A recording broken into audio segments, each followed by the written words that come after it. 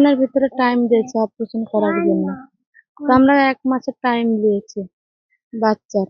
তো বলেছে যদি অপারেশন যদি না করা হয় তো মনে করেন দুর্ঘটনা ঘটবে। তো যত জলদি পারো তোমরা অপারেশন করতে বলেছে। তাই আমরা চাই চিন্তায় যতটুক পারছি আপনাদের সাহায্যতে আপনারা দিবেন ভিক্ষা টিক্ষা। ব্যথা যখন উঠে সমান নীল হয়ে যায়, খুব ব্যথা করে। বলেছে আপনারা 10 দিনের টাইম দিয়েছে এই সপ্তাহের ভিতরে আপনারা যত জলদি পারেন টাকা গুছিয়ে অপারেশন করতে বলেছে, নাহলে দুর্ঘটনা ঘটতে পারবে। 7 লাখ টাকা বলেছে। তো আমরা তো মনে করেন কোনো চাকরি বাকরিও নাই, জমি জায়গাও নাই, সাড্ডার পা হাত ধরে 6 লাখ টাকার কথা বলেছে আমাদেরকে। এখন ওই ক্লিনার পোস্টে চাকরি করি, শোক বরাদ্দে আছে 5,500 টাকা বেতন পাই।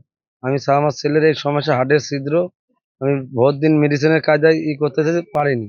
তখন গতদিন যে স্যারের দেখালাম, স্যার বললো অপারেশন করার জন্য 5 লক্ষ টাকা লাগবে। এই জন্য আমি স্যারদের যে সাহায্য চাইছি, স্যাররা বললো আচ্ছা আমরা এক জায়গায় মিটিং করে কতদূর কি করা যায় আমরা চেষ্টা করে যে যাই পারে আমরা করে দেবো। এখন এই বাচ্চা নিয়ে আমরা ঢালে ঢালে ঘুরে বেড়াচ্ছি, ভিক্ষা করে বেড়াচ্ছি। এখন আমাদের বাচ্চার বাঁচানোর কোনো উপায় নেই, অর্থাৎ অনেক টাকা লাগবে, 6-7 লাখ টাকা লাগবে।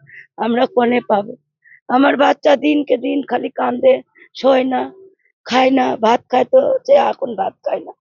এখন আমাদের বাচ্চা নিয়ে আমরা খালি কান্দাকাটি করি যে আমরা এত টাকা কোনে পাবো বাচ্চা চুটো করে। তাই মামা আমরা দর্শকের কাছে, সরকারের কাছে ভিক্ষা চাইতেছি আমার এই নাতি ছেলের জন্য, যাতে আমার নাতি ছেলে ভালো হয়ে যায়।